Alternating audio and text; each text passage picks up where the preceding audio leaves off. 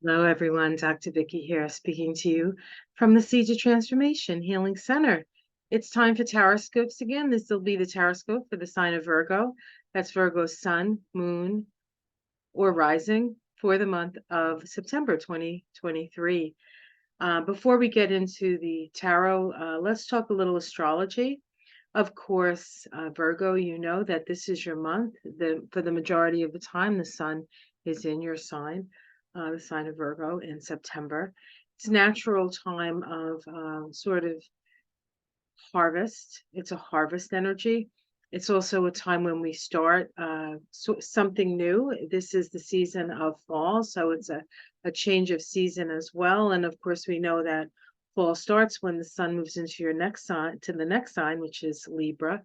That happens on the 23rd, and that will be so we'll be moving into your second house. So you're dealing with your values. Now, you are a Mercury ruled sign, and Mercury is in Virgo. However, it is retrograde at this time. So we have Mercury retrograde in Virgo starting your month. It went retrograde towards the end of last month, August, and is retrograde until the 15th. And so on the 15th, it changes direction. In fact, excuse me, excuse me, it went retrograde the same day that the sun went into your sign. Sun went into um, Virgo. I think it was the 23rd. And on the same day, Mercury went retrograde. Now we have Mercury going direct the day after the new moon in the sign of Virgo. So we have a new moon on the 14th, and we have Mercury go direct on the 15th. Mercury won't be out of its shadow until the beginning of October. And so while Mercury in the second half of the month is moving forward, it is still very much under sort of the shadow of the retrograde. And so things will start to move forward a little bit quicker, but everything is going to be pretty slow. In fact, Mercury is moving very, very slow this month as it starts to slow down from its retrograde motion, turn around and go forward. Now that does, it slows things down, but it puts a lot of energy and power into that planet. And for the most part, it's right around 21 degrees of Virgo. So if you have anything at 21 degrees of Virgo, we have Mercury pretty much sitting there before it stations and goes direct. Venus, the planet of love, which has been in the sign of Leo now for quite a while, starts the month retrograde and goes direct on the 3rd. So we have Venus going direct on the 3rd, Mercury going direct on the 15th. Venus, Mercury, Mars, the Sun are all personal energies. And Venus and Mercury start the month retrograde. Mars is direct the whole month, and it's moving through the sign of Libra. And for you, Libra is your 12th. No, Libra is your second house. So Mars is in your second house, right? And so you've been working diligently, perhaps working hard, being resourceful, and there is this sense of having to share the burden with Libra in that second house. So it's not all on you, even though sometimes it feels that way. But it is actually a good time to earn when Mars is moving through that second house. It's also requiring us to have a good sense of self, which is always a little bit of a problem for Virgo because Virgo has a very high expectation. And Virgos generally don't expect others to do more than they're willing to do. The only problem with Virgo is they're almost willing to do anything to get the job done, and including exhausting themselves. So be careful of that, please, especially with Mercury retrograde. Jupiter, the planet of expansion, which is in Taurus, which for you is your 9th house of higher education, long distance travel, and the like, retrogrades back on the 4th. So we have Venus move forward on the 3rd, and then the next day we have Jupiter go backwards, start to move retrograde. It doesn't really go backwards. It's how it looks from our perspective on the earth. Everything's always going in one direction, moving forward. It's just our perspective on things. Astrology, or this kind of astrology, is geocentric. So how does it look like from the earth? Let's see what else. This month, for the most part, is a time for us to really look at our own lives, at our own personal lives. While things are going on in the outer world, our focus is more, it actually does more for us if we can focus on our own life. So, because all the planets from Jupiter out are retrograde. And so those are sort of going over there's a lot of this sense of sort of going over where we've been in order to come to a better sense of where we're going. So there's that energy in September. And it's a little bit more of a quieter month, although there'll be things that are happening, and most of the noise most of the noise, I think, occurred May, July, August, and September. A lot of things came to fruition as we spoke of last month.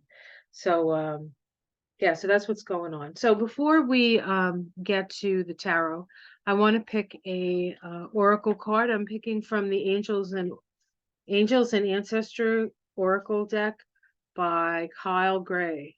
Artwork by Lily Moses. It's really a pretty cool deck. The last time I was in Cambridge and went to my favorite bookstore, I picked this up for myself. It was sort of my present to myself. I was a little bit more generous with myself this year than I probably could have afforded to be, but what are you going to do? All right. What do the angels and ancestors have to say for Virgo for the month of September?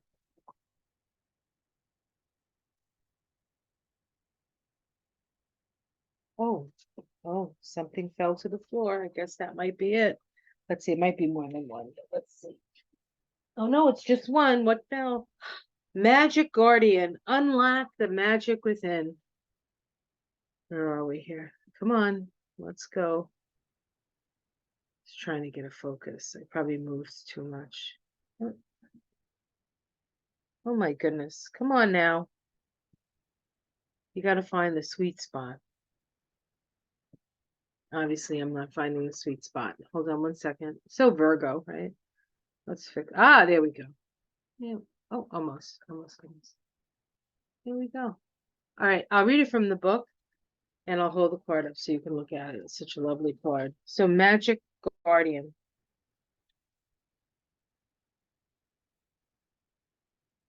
Magic Guardian is 106. Oh, here we go. All right. So this one is an angel.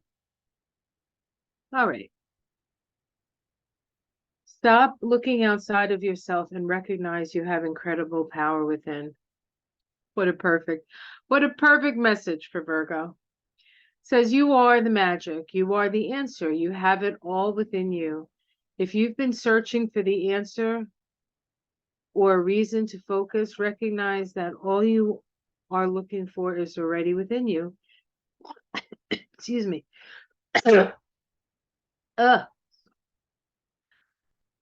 You are a powerful and magical person with the capacity to direct your intentions and will desires into being. But your power can only be powerful when you own it. So take time to acknowledge it. Excuse me again. Your ability to dedicate yourself to a goal and make it happen is a real gift that you are being guided to recognize now. Well, if anybody can do that, it's Virgo. I swallowed my own spit. I hate when I do that. All right. On that note, let's take a look at your tarot for the month. And I'm going to be using the Connolly deck. It's one of my oldies but goodies. And one of my first decks, I think maybe second or third deck that I ever purchased. Of course, the Rider-Waite was the first one. And then I had the Art Nouveau tarot for a while. I gave that away to a friend of mine, who gave it away to a friend of hers. Interesting. One of those decks. And had the Cosmic Tarot for a while.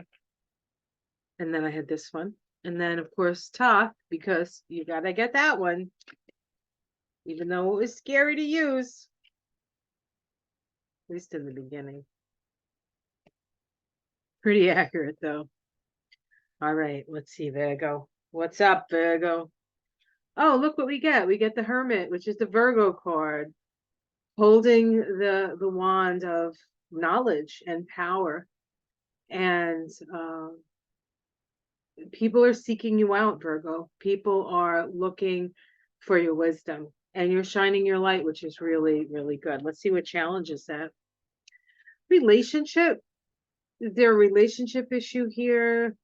Are you tired of being alone? Do you want to get in a relationship? Maybe it's time for you to reach out to another person. You know, the Hermit is very wise and sage and all those things, but a little bit lonely, right? A little bit lonely. So I think that you're seeking out relationship right now. Let's see what's underneath it all. We have the truth, the Ace of Swords. The Ace of Swords requires an action, and when you take an action, all other actions, like once you make a choice, the other side of that choice is gone, right? You go with the choice that you make. So you're at a choice point right now. Very interesting.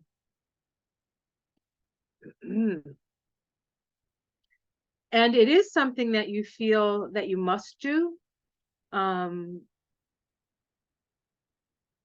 It's time for you to go on a new path. That's what this is looking like. Let's see what's in the past. We have the Queen of Pentacles. This is somebody who understands the value of things. This could be you, somebody who is prosperous. We see all these beautiful fruits and flowers in the garden here. Very, very much a Virgo energy. And so it pretty much says you've worked really hard to get where you've gotten, but maybe you're a little bit lonely. In the sky, we have the Victory card. This is the Six of Wands.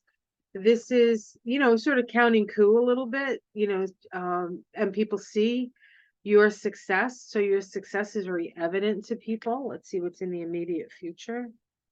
We have some heartbreak in the immediate future. Perhaps there is somebody that you're interested in that's not interested in you, or there is a relationship coming to an end. Maybe that's what this card is about. Maybe instead of looking for a relationship here, you're looking to get out of one. Maybe you're making a legal decision about that, but it's going to be hard. It's not going to be easy. So there are some tears involved. There is some sorrow, but the Three of Swords is also about freeing yourself from an untenable situation. Even in the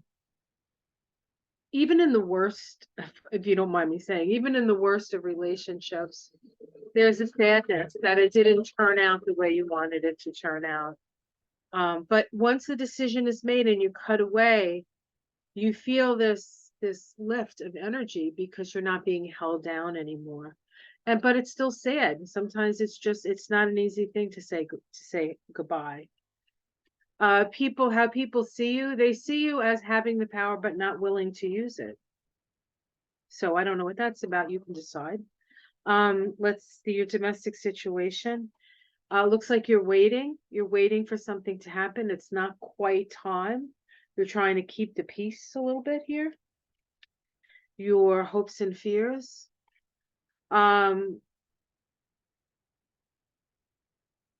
You're afraid of what people are saying about you, or what's being said about you, or that you can't trust people around you. There's a lack of trust here, and it might be a reasonable concern. I'm not saying it's not a reasonable concern. So keep your eyes open for people who seem like they have your best interest at heart, but may not. Let's see the outcome. Nine of Cups. So there's abundance, there's This is a very, of all the Nine of Cups, I like this one. This is one of my favorite Nine of Cups in all the decks, because this Nine of Cups is sharing what he has. It's not behind him. It's not saying, look what I have. It's like, this is what I have and I want to share it with you. So there is this sense of uh, so through this process, at the end of it, there's this sense of perhaps relief and maybe even celebration. And then I'm going to see if I can pull a major arcana, which I have, which is the Chariot, which says it's time to move on and it's time to get to the work that you're here to do, which, you're like, I'm always doing the work I need to do. Sometimes Virgo does the work because they don't know what else to do. But this kind of work is more a directed soul work. Okay, so it's time to move on and to do your soul's work. Let's see what's underneath it. We have the King of Wands, which is about dominion over your spirit, understanding, having a philosophy that you can live with and that you can rule with to a certain extent. We have the Queen of Wands, which is the sustainer of spirit, very generous, sensual energy. And then we have the self-made person here, the Nine of Pentacles. So I think that this is just a reminder that you want to hang around with people who have similar values to you, that sort of believe in the way that you believe. It just makes it it makes it easier. You're not always fighting for your rights to what you think or what you feel or what you know or what you believe, in certain cases. And, sometimes being alone is better than being with somebody who's going to pull you down. So, yeah, so some big choices, some challenging choices, but ultimately, you're none of you haven't done it wrong. You haven't done it wrong. It's really about moving on and moving on to better things. Maybe bigger, but definitely better. All right, guys, have yourself a wonderful day. Like and subscribe if you would. If you would like a reading with me, I do astrology, Kabbalah, numerology combination readings. They're very thorough and transformational in their way. I do hour or hour and a half, hour and a half readings, 60 minutes, 90 minutes. If it's your first time, I prefer the 90-minute if you can afford it. If not, the 60-minute. I'll work with it. I'll work with it. And if you'd like to become a patron, there's a link below. I do have a Patreon page. It helps me to put more information out for you. It also, if you are a patron, you get these readings sooner. And then every now and again, when I have the time, I do some special stuff for my Patreon people. And I would have more time if I had more patrons. So if you want special stuff, you have to be a patron, I guess. All right. Well, have yourself a great month, and don't be afraid of the decisions that you need to make. They're for your best. They're for the best, really. And you really can't make a mistake. You really can't make a mistake. I think the difference between a mistake, thinking you made a mistake, or not doing it because you think it's a mistake, may delay some things, right? But ultimately, I think we go where we need to go. So be gentle with yourself, Virgo, because I know if there's anybody who's beating themselves up for making the wrong choice or the wrong decision, it might be you. So we're going to stop that. All right, guys, have yourself a wonderful month, and I will see you again next month. Take care and love yourself. Namaste.